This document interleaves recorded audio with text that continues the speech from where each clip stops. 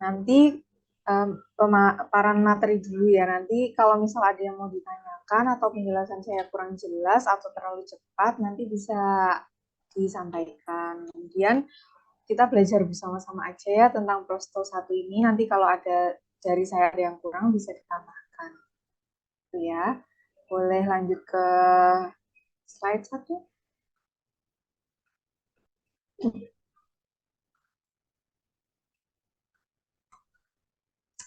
Oke, jadi Prosto 1 ini membahas tentang GTJ ya. Oke. Recording in progress.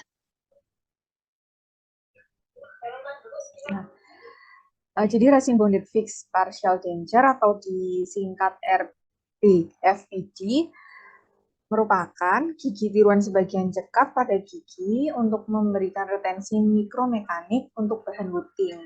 Nah, komponen dari RBFID sendiri, seperti yang kita tahu ada 3, ada retainer, konektor, dan pontik.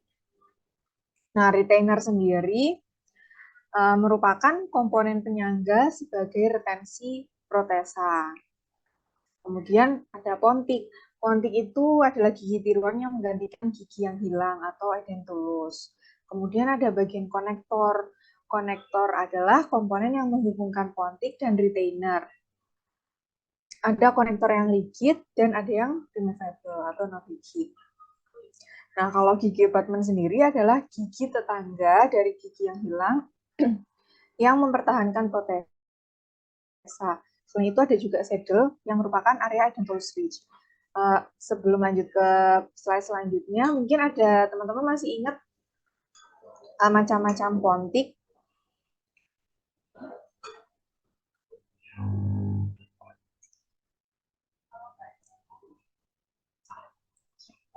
Ada yang masih ingat materinya tentang macam-macam pontik? Sudah disampaikan atau belum ya macam-macam pontik?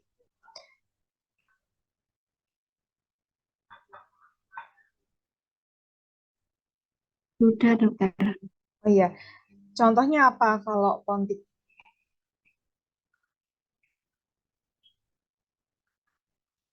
Ovid pontik, dokter. Ya, ada ovet, ada sanitary, ada saddle atau ridge lap, ada conical juga, ada juga yang modified ridge lap. Nah, mungkin sedikit menjelaskan tentang pontik. Kalau berdasarkan bentuknya ya, kan ada yang saddle atau ridge lap. Ini pembersihannya sulit karena menutupi bagian mukosa labial sama bagian palatalnya. Nah, kalau sanitary atau hygienic pontik ini menyediakan self cleansing yang baik. Jadi pembersihannya mudah kalau yang sanitary, nggak kayak yang saddle atau ridge lap tadi. Kemudian, tapi kalau yang sanitary itu biasanya digunakan untuk gigi posterior karena kalau yang di gigi anterior kurang estetik gitu. Kemudian ada juga yang modified ridge lap, biasanya untuk ridge yang normal, belum ada resorpsi ridge-nya. Bisa digunakan di gigi anterior maupun posterior. Kemudian ada conical untuk ridge yang bentuknya lancip. Kemudian ada yang ovet tadi seperti yang disebutkan oleh salah satu teman kita tadi ya. Ovet ini paling estetik dan biasanya bisa untuk pasien yang baru dicabut. Jadi guidance-nya untuk penyembuhan seperti keluar dari gusi. Karena giginya baru dicabut, jadi bisa pakai ovet pontik tadi. Jadi ada guidance untuk gusi ini keluar dari gusi ini menyembuh gitu. Jadi nanti pontiknya seperti keluar dari gusi. Itu tadi macam-macam pontik. Boleh lanjut? Nah, kalau kelebihan dari RBFID sendiri, preparasi dan trauma pulpanya minimal. Kemudian anestesinya juga tidak dibutuhkan karena preparasi yang minimal. Kemudian iritasi periodontalnya minimal. Kemudian ada impression making dan waktu serta biayanya lebih hemat serta memungkinkan rebonding. Sementara itu untuk kekurangan dari resin bonded FPD ini, lama waktu pemakaian tidak pasti, kemudian tidak ada koreksi space, tidak ada koreksi kesejajaran, dan estetiknya kurang untuk di bagian posterior. Oke, lanjut. Nah, kalau tipe-tipenya ada yang bonded pontic, kemudian ada Rochette Bridge, kemudian ada Maryland Bridge, dan Virginia Bridge. Nah, kalau yang di sini dijelaskan juga, kalau ekstraksi gigi, kalau yang untuk bonded pontic, ekstraksi gigi atau pengaplikasian akrilik pontic bondage dengan resin komposit di permukaan proksimal lingual gigi abutment. Untuk jangka waktunya terbatas dan penggantian jangka waktunya singkat. Kemudian yang kedua ada case perforated resin bonded FPD, di mana case perforated metal retainernya berikatan pada gigi abutment dan pontic metal seramik sebagai pengganti gigi yang hilang. Kemudian bisa untuk periodontal splint dan sementasi dengan komposit. Kemudian untuk yang Maryland Bridge, ini meningkatkan retensi, kemudian permukaan retainer yang halus, dan mengurangi kemungkinan akumulasi plak. Boleh next, ada contoh gambarnya di slide selanjutnya. Nah, ini ada yang contoh gambar dari Maryland, sama yang case perforated resin bonded yang FBD. Boleh lanjut. Nah, untuk indikasinya sendiri, pada gigi yang bebas karies dapat digunakan pada gigi dewasa maupun anak-anak. Kemudian pengganti untuk gigi insisif rahang atas maupun rahang bawah dapat digunakan untuk pengganti gigi posterior tunggal dengan oklusi yang baik. Kemudian untuk periodontal splint. Sementara kontraindikasinya pada pasien dengan gigitan yang dalam. Kemudian ada aktivitas parafungsional, misal kayak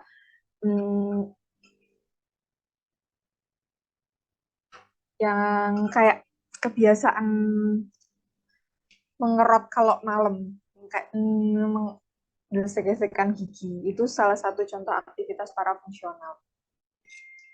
Bruxism namanya. Kemudian ada karies ekstensif atau restorasi. Selanjutnya struktur enamel yang buruk. Kemudian apabila ada alergi nikel juga kontraindikasi dari penggunaannya. Kemudian space edentulus yang lebar atau lebih kecil dari gigi yang normal. Kemudian adanya diastema gigi. Lanjut. Nah, selanjutnya membahas tentang overdenture.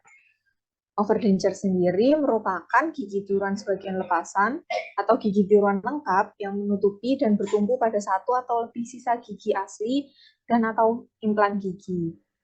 Untuk indikasinya, gigi yang tersisa sedikit, kemudian atrisi yang parah dan hilangnya dimensi vertikal, mandibula dengan resorpsi yang lebih cepat, kemudian rahang edentulus yang berlawanan dengan mandibula, kemudian ada kasus pasca trauma atau pasca bedah. Boleh lanjut. Nah, kelebihan overdenture sendiri, maintenance integritas residual ridge, kemudian stabilitas dan retensi gigi tiruan.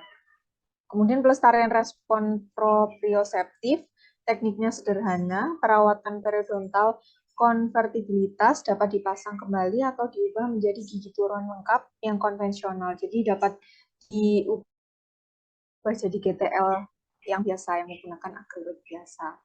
Kemudian untuk kekurangan overdenture, biasanya rentan karies.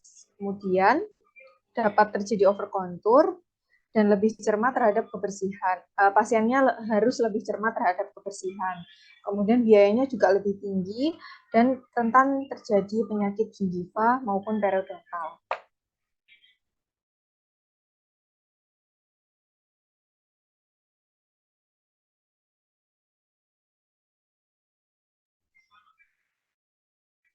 Untuk patient selection, kemungkinan penggunaan gigi tiruan cekat atau gigi tiruan lepasan. Setelah perawatan endo, kondisi periodontal pada gigi abutment, indeks karies, dan lokasi gigi abutment.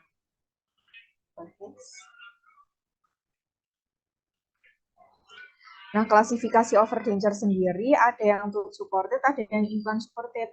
Kalau yang tooth supported ada non-coping abutment, abutment with coping, sama abutment with attachment. Boleh next. Nah, ini contoh kasus abutment with coping. Jadi, gambar kiri ini gambar intraoral pasiennya, kemudian ini sudah diberikan abutmentnya dengan coping, kemudian ini hasil yang tengah ini hasil pemasangan overdenture-nya. Boleh next. Kemudian materi selanjutnya tentang komunikasi dental lab dan KIE. Untuk tahap pekerjaan GTJ, yang pertama ada pencetakan model studi. Kemudian ada preparasi gigi penyangga atau abutment. Kemudian pembuatan temporary bridge. Selanjutnya dilakukan final impression. Kemudian dilakukan bed record. Selanjutnya dilakukan insersi temporary bridge dan KIE pada pasien. Kemudian dilakukan pengiriman ke dental lab. Selanjutnya dilakukan working test. Kemudian dan pembuatan GTJ. Selanjutnya, apabila GTJ-nya sudah jadi, dilakukan pasang coba pada pasien. Kemudian, apabila tidak ada keluhan, apabila gigi tiruannya sudah ada insersi. Nah, untuk instruksi dan edukasi pasien meliputi cara merawat dan menjaga kebersihan dari temporary bridge. Biasanya proses adaptasi terhadap keadaan pasca insersi restoratif definitif. Untuk cara menjaga kebersihan gigi dan mulutnya harus rutin membersihkan daerah GTJ saat mengikat gigi dan menggunakan sikat gigi yang soft bristle dan dental floss pada interdental dan di bawah pontik. Kemudian untuk asupan dietnya juga tidak makan makanan yang terlalu keras dan harus. Untuk instruksi lainnya, bisa memperhatikan keluhan atau rasa tidak nyaman yang mungkin terjadi dan segera menghubungi operator untuk memperhatikan apabila GTJ sementara terasa longgar atau terlepas. Agar, pokoknya kalau ada operator, kemudian operatornya juga harus memperhatikan apakah GTJ sementaranya terasa longgar atau terlepas. Okay, next. Kalau tadi KIE, yang selanjutnya ada pengiriman ke dental lab. Next.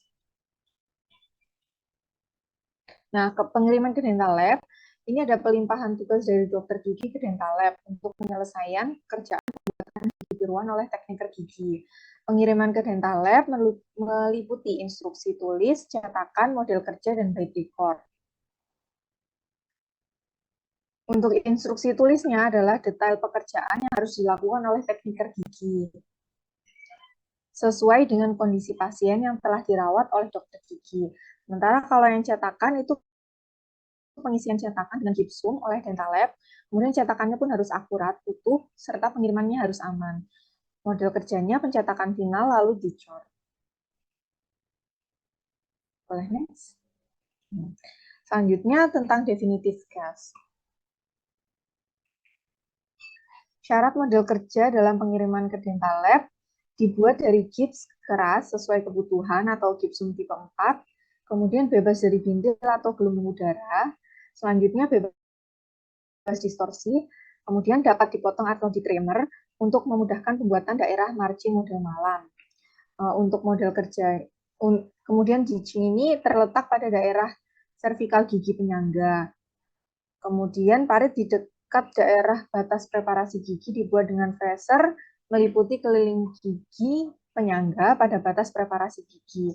Kemudian dihaluskan dengan pisau model. Untuk kontur hasil ditching harus sesuai dengan bentuk akar agar didapatkan restorasi dengan kontur aksial yang baik.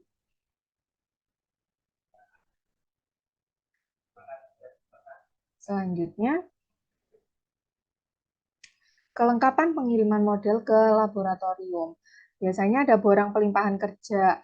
Jadi jenis gigi tiruan yang akan dibuat, ada GTL atau mau buat GTSL atau mau buat gigi tiruan jembatan. Kemudian untuk bahannya, kemudian ada model kerjanya dengan artikulator atau tanpa artikulator. Kemudian ada catatan gigitnya juga. Next. Nah, selanjutnya membahas tentang cahaya dan warna. Pengetahuan tentang fisika, fisiologi, dan psikologi warna memiliki nilai dalam pemilihan warna. Warna yang paling menjadi perhatian dokter gigi adalah warna kuning karena warna gigi dan wajah terutama kuning. Warna sendiri memiliki 4 kualitas, ada hue, saturasi, sama brilliance, sama tembus cahaya. Kalau hue itu nama warnanya misal merah, kuning, biru. Kemudian ada chroma. Itu tingkat saturasi warnanya, dan kalau yang value, ini nilai itu maksudnya value, ada tingkat kecerahan warnanya. Kemudian ada tembus cahaya. Semua terlibat dalam pemilihan gigi. Nah, faktor pemilihan warna itu ada 3, ada usia, jenis kelamin, dan ras. Semakin muda pasien, akan semakin terang warna giginya. Kalau semakin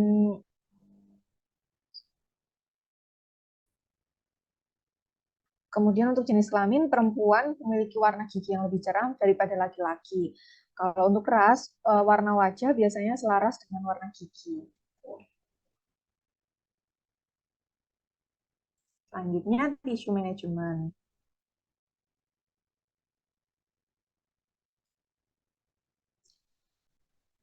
Ini untuk menentukan posisi margin restorasi, ada analisis dento-gingival kompleks, struktur gingiva dengan tulang. Untuk normal crest, ini 3 mm bukal area dan 4,5 mm interproximal area. Kalau yang high crest, 3 mm bukal dan interproximal area. Untuk low crest, 3 mm bukal area dan lebih dari 5 mm interproximal area. Nah, perbedaan struktur gingiva tulang dan retraksi gingiva, kalau yang high crest kesulitan memasukkan retraction cord, kemudian resiko mengganggu pada lebar biologis atau biological width. Kemudian low crest dapat menyebabkan resesi gingiva. Ini gambarnya normal crest, high crest, sama yang low crest. Lanjut.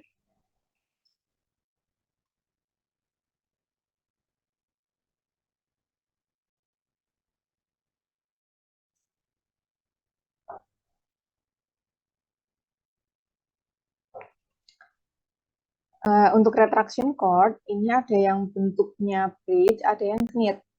Ini ada contoh gambarnya. Boleh lanjut lagi.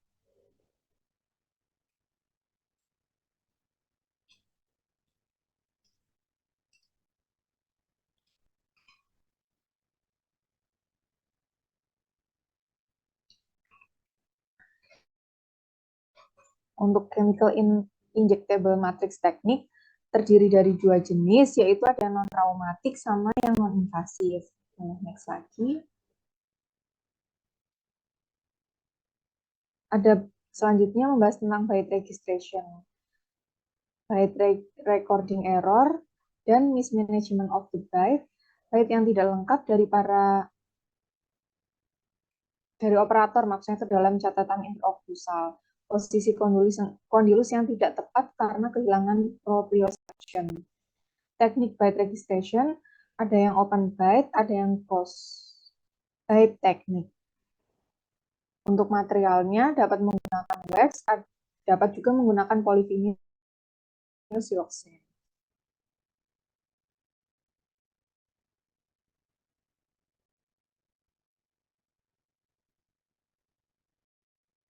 Boleh next lagi. Nah, selanjutnya tentang artikulator. Oke, artikulator sendiri merupakan instrumen mekanis yang menyerupai sendi dan rahang temporomandibular untuk mensimulasikan gerakan mandibula. Untuk syarat artikulator, yang pertama mempertahankan hubungan intermaksilari secara akurat, memiliki inisial pin dan meja atau plate untuk penyesuaian hubungan vertikal, ada gerakan rotasi yang bebas, Kemudian terbuat dari bahan yang kuat, ringan, dan tahan aus. Bagian atas dan bawah cukup terpisah untuk memungkinkan evaluasi oklusi posterior dan harus stabil. Selanjutnya, fungsi artikulator sendiri untuk simulasi gerakan rahang, oklusi, dan artikulasi yang tepat, untuk merencanakan perawatan terkait oklusi atau artikulasi, dan penegakan diagnosis terkait hubungan oklusi. Klasifikasi artikulator sendiri, ada artikulator yang non-adjustable, ada yang adjustable. Oke, boleh next lagi. Tentang artikulator, ada yang non-adjustable. Ini ada gambarnya, artikulator ransel sederhana. Keuntungannya murah, tidak butuh banyak waktu dan keterampilan. Kekurangannya, tidak boleh gerakan eksklusif, tidak bisa mengubah video, dan tidak akurat. Kurang akurat ya, kalau yang kelas 1. Kemudian yang kelas 2, boleh next. Nah, kalau yang kelas 2 ini, ada 3-point artikulator. Jadi perangkat bernilai tetap, nilai segitiga bone wheel, panjang sisi sekitar 11 cm, untuk sudut bulb wheel-nya sekitar 22 derajat. Bidang referensinya ada chamfer dan inklinasi kondylar horizontal 30-34 derajat ke bidang oklusal. Biasanya dia bersifat kaku dan keras. Boleh lanjut lagi. Artikulator masih yang kelas 2. Kelebihannya terjangkau, ramah penggunaan, tidak memerlukan peralatan yang rumit. Nah, kekurangannya gerakan protrusif dan laterotrusifnya terbatas, dan beberapa restorasi memerlukan penyesuaian intraoral. Ini seperti yang dipakai di kampus ya, yang biasa dipakai di klinik maupun preklinik, ada artikulator Handy 2A. Jadi dia termasuk yang artikulator yang kelas 2. Oke, boleh lanjut. Lanjut lagi. Oh, ini kalau yang kelas 3 semi adjustable, yang kelas 4 full adjustable. Boleh next. Nah, selanjutnya tentang finishing model dan evaluasi. Lanjut.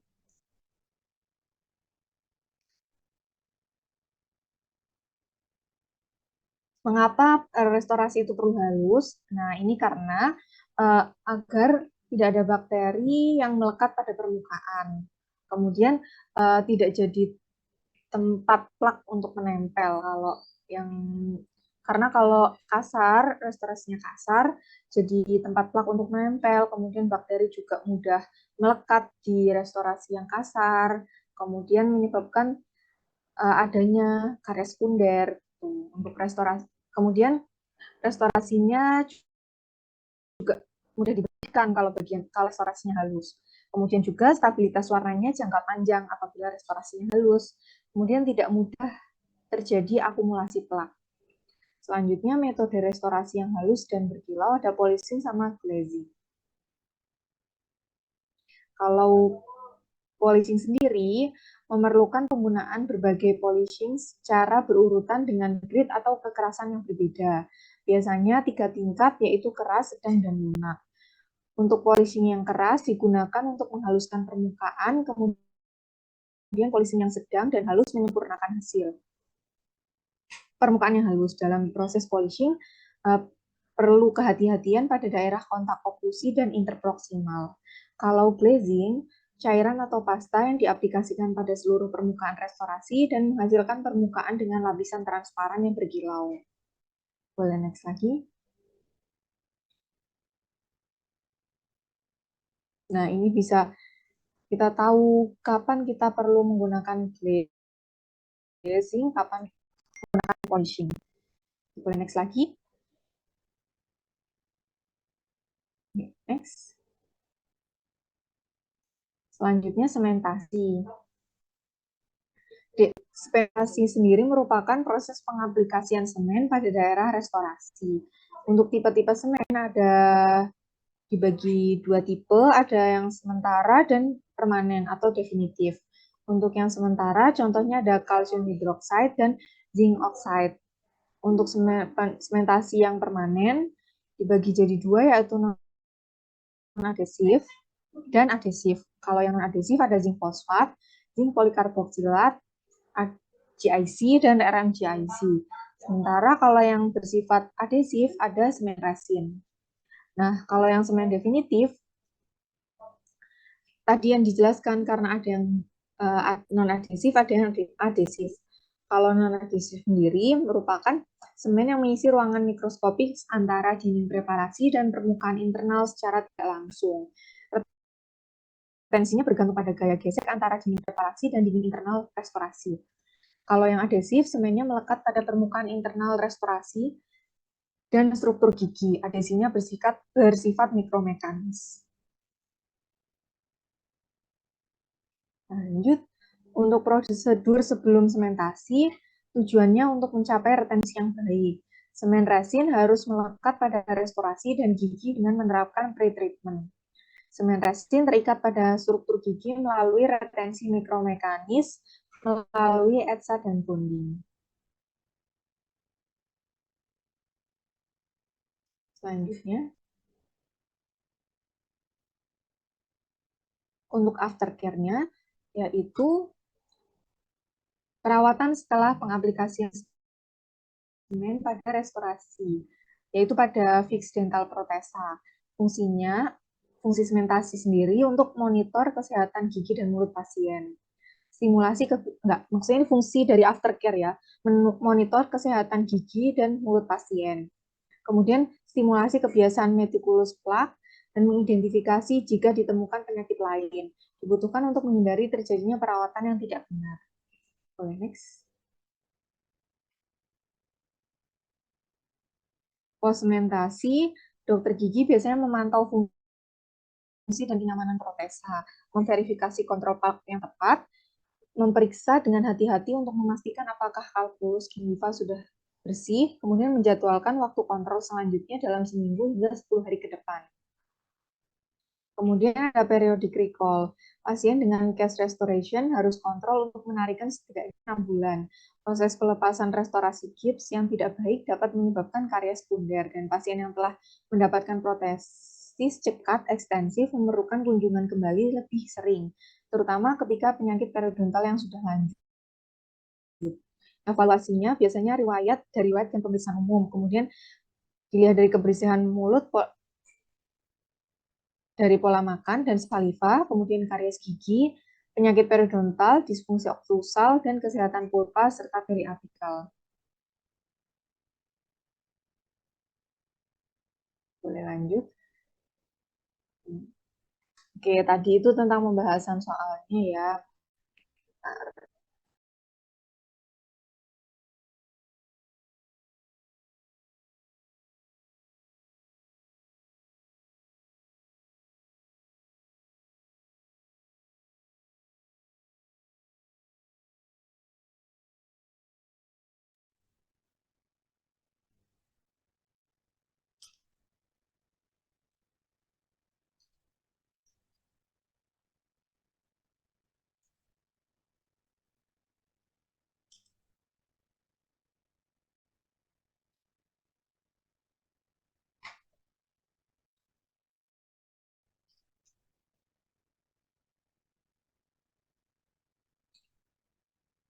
Nah, sebelum dilanjutkan ke soal, mungkin ada yang mau ditanyakan dahulu.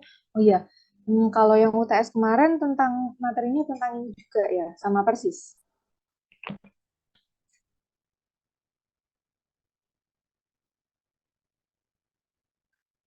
Materi UTS sama UAS apakah sama?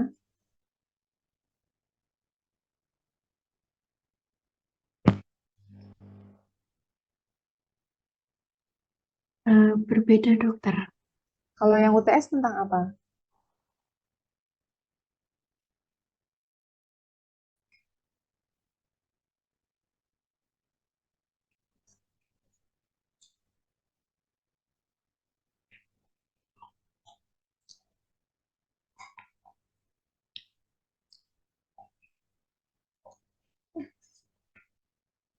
Kalau yang materi UTS itu baru pengenalan komponen-komponen GTJ sama desain preparasinya dokter.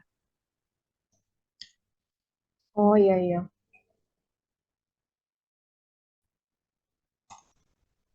Berarti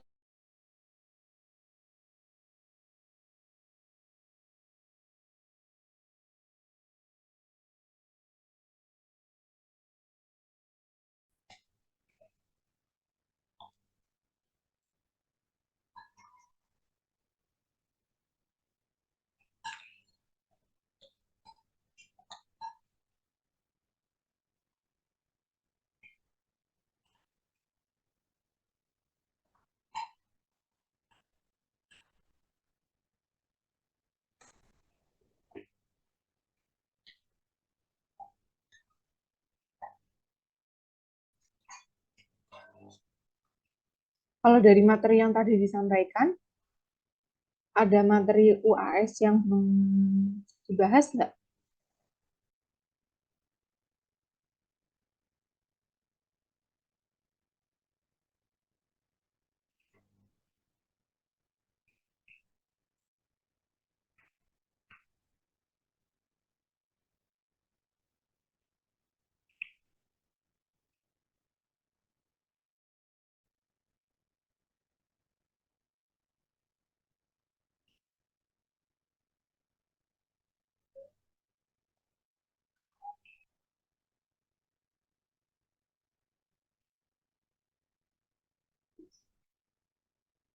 Oke, nggak ada mungkin ya. Jadi lanjut ke soal atau mungkin ada yang mau bertanya dahulu?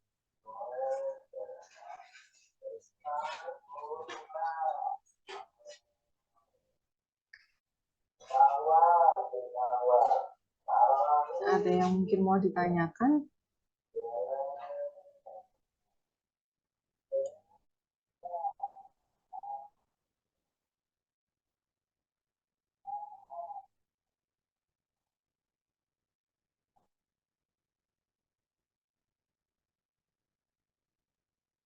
Artinya belum ada, dokter.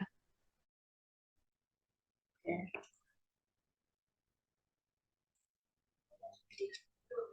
Oke, boleh lanjut ke soal dulu ya.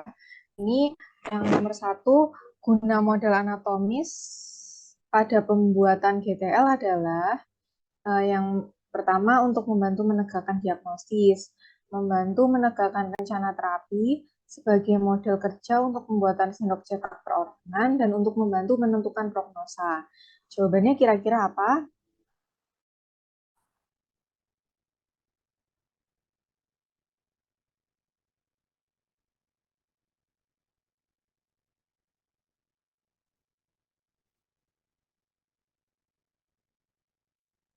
Oke, boleh next ya.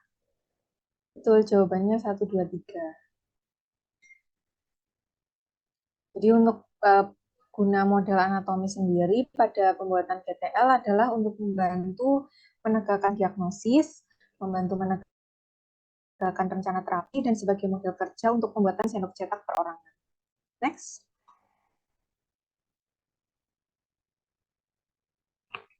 Next lagi.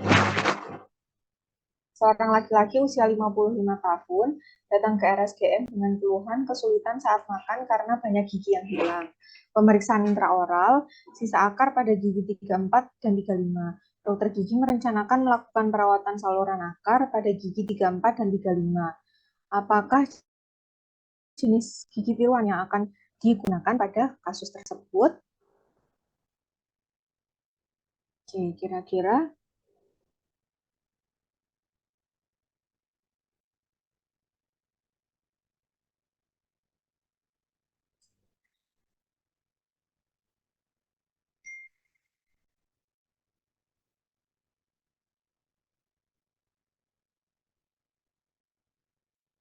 kira-kira apa?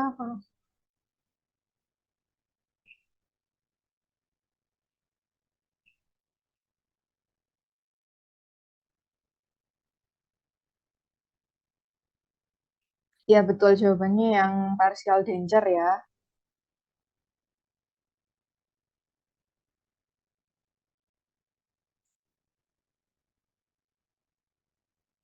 Oke, ini boleh next lagi, nanti dikoreksi dulu ya jawabannya. Yang nomor 3, bahan yang digunakan untuk melakukan pencetakan model kerja pada gigi tiruan lengkap yang longgar sehingga dibuatkan gigi tiruan lengkap yang baru adalah, boleh next lagi, biar langsung ke pembahasannya. Jawabannya adalah polyvinyl siloxane. Jadi model kerja dibuat menggunakan individual atau custom tray yang dibuat menggunakan model studi. Bahan cetaknya menggunakan polyvinyl siloxane.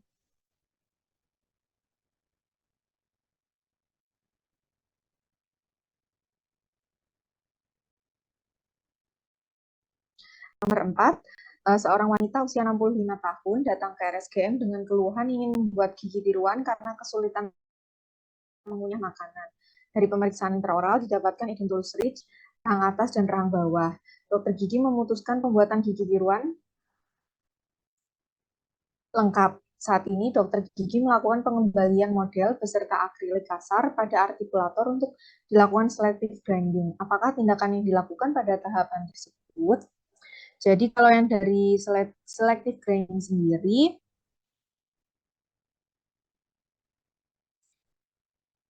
dia biasanya akan dilakukan memperdalam fosa yang mengalami kontak prematur. Jadi waktu selective grinding itu ada bagian-bagian yang di grinding, yaitu pada bagian gigi cups atau fosa yang mengalami kontak prematur. Dan biasanya dilakukan pengurangannya pada bagian fosa. Jadi fosanya diperdalam untuk agar tidak ada kontak prematur lagi. Tuh, oke, nomor 5.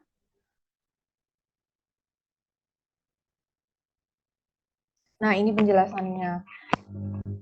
Jadi, gigi tiruan yang kasar dalam artikulator akan dilakukan selective grinding 1 untuk menghilangkan peninggian gigit karena proses akrilik, dari processing akrilik itu. Kemudian, pin vertikal yang biasanya kan seharusnya pin vertikalnya akan menyentuh incisal taper. Belum menyentuh incisal taper, berarti masih ada kontak prematur. Nah, ini dilakukan selective grinding tahap 1, memakai articulating paper dengan memperdalam fokus atau memperdalam fosa untuk mengurangi inclined plane atau sisi miring sampai pin vertikal menyentuh incisal taper. Oke, boleh lanjut nomor 5. Keberhasilan dalam perawatan prosto tergantung pada, jawabannya yang 1, 2, 3, dan 4 ya. Jadi semua benar. Jadi dokter gigi yang membuat diagnosis, persiapan rencana perawatan, dan melaksanakan prosedur klinis. Kemudian tergantung juga pada tekniker gigi yang melakukan prosedur laboratorium. Tergantung juga pada pasien dalam hal menyesuaikan diri terhadap gigi tiruan dan menerima keterbatasan gigi tiruan. Kemudian yang keempat, perawat gigi yang berperan sebagai forehand dalam ruang praktek. Oke, boleh next. Pasien laki-laki usia 33 tahun datang ke RSGM dengan kehilangan gigi satu-satu akibat kecelakaan 5 bulan yang lalu. Apabila semua gigi yang ada dalam kondisi baik dan direncanakan dilakukan perawatan gigi tiruan cekat, resin bonded protesa, apakah kekurangan penggunaan gigi tiruan tersebut? Boleh lanjut ke pembahasan langsung ya. Nah, ini jadi kekurangan penggunaan gigi tiruan tersebut adalah tidak dapat mengoreksi kemiringan gigi. Jadi salah satu kekurangan dari gigi tiruan cekat adalah tidak dapat mengoreksi kemiringan gigi. Oke, boleh next. Nomor 7, keberhasilan komunikasi pada penderita tergantung pada, jawabannya 1, 2, 3, 4 ya. Jadi daya tarik sesuai dengan kebutuhan, pasien termasuk lingkup perhatian, dan memenuhi kebutuhan. Maksudnya daya tarik pasien ya, bukan pesan. Oke, next. Dilakukan wawancara atau interview pada penderita dalam perawatan untuk mengetahui, tentu saja untuk mengetahui keinginan penderita, sifat, dan data demografi, serta status ekonomi dari pasien itu sendiri. Nomor 9, Bahan-bahan apa saja yang disertakan untuk pengiriman model kerja ke laboratorium? Tadi sudah dibahas ya, ada catatan gigit, model kerja, dan pemilihan warna. Next, ada pembahasannya. Nah, kelengkapan pengiriman model ke laboratorium, ada borang pemilihan kerja, kemudian untuk model kerja, dan kunci gigit atau catatan gigit. Boleh next. Untuk semi-adjustable artikulator dilengkapi dengan alat-alat sebagai berikut. Ada phaseball transfer, 2 byte fork, yang ketiga orbital pointer, dan yang keempat vertical pin. Jawabannya apa kira-kira? Next, boleh next biar ada langsung jawaban. Oke, jadi jawabannya yang E ya. Jadi ada keempat komponen tersebut, ada phaseball transfer, byte fork, orbital pointer, dan vertical pin. Nah, itu sebentar ya. Ini ada pertanyaan.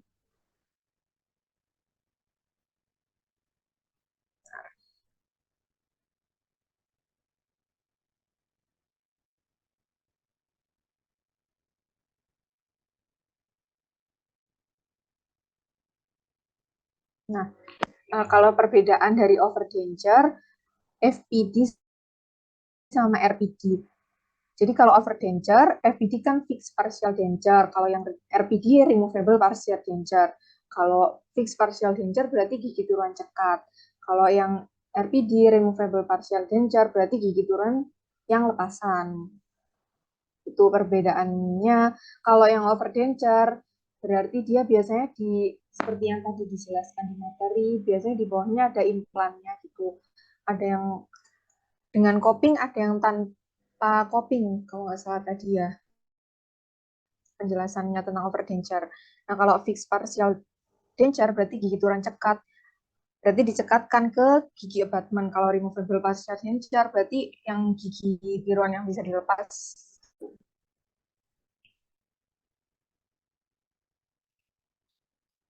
Iya. Apakah overdenture?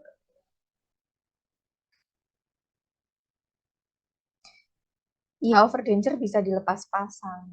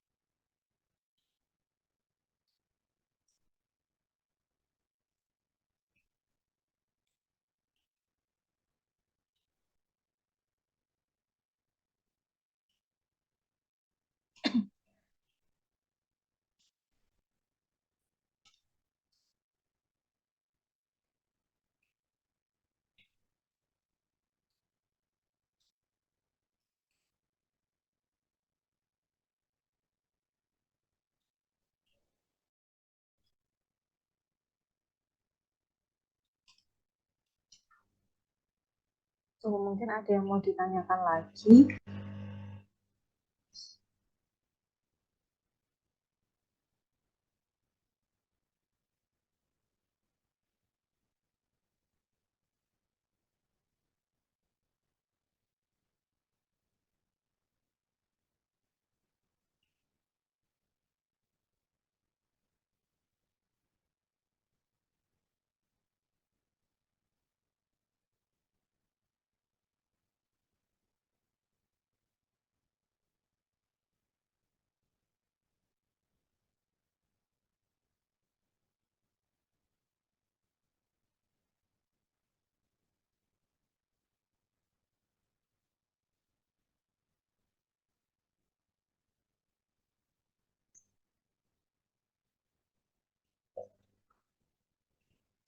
Mungkin ada yang mau dibahas lagi materi lain yang belum terbahas tadi.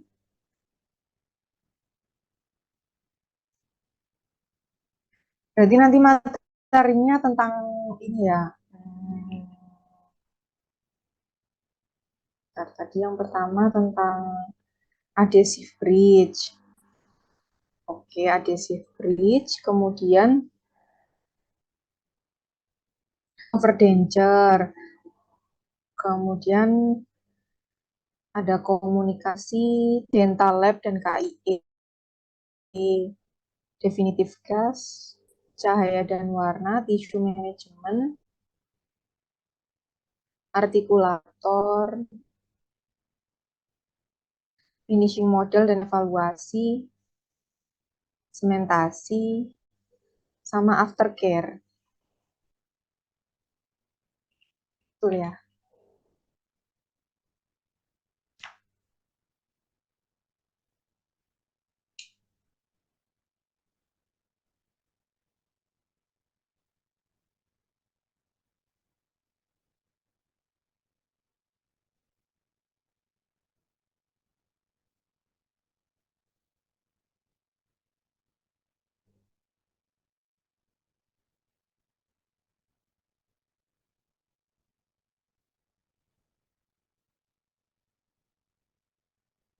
Permisi dokter, mungkin Ya. jika dari teman-teman belum ada yang bertanya, apakah soft SIM siang hari ini ditutup atau bagaimana ya dokter?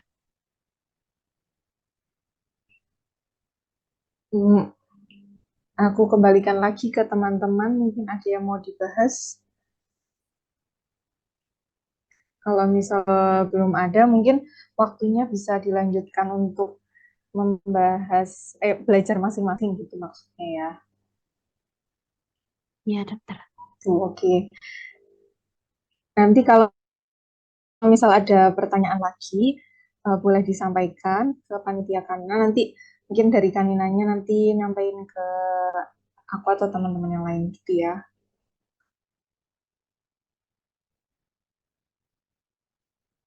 Oke, Iya, siap ya. dokter. Oke. Semoga lancar ya ujiannya besok. Semoga apa yang dipelajari itu yang keluar dan bisa menjawab dengan baik, betul, dan nggak UP. Oke, semangat. Terima kasih ya atas waktunya. Ya, terima kasih kembali dokter. Oke, Assalamualaikum.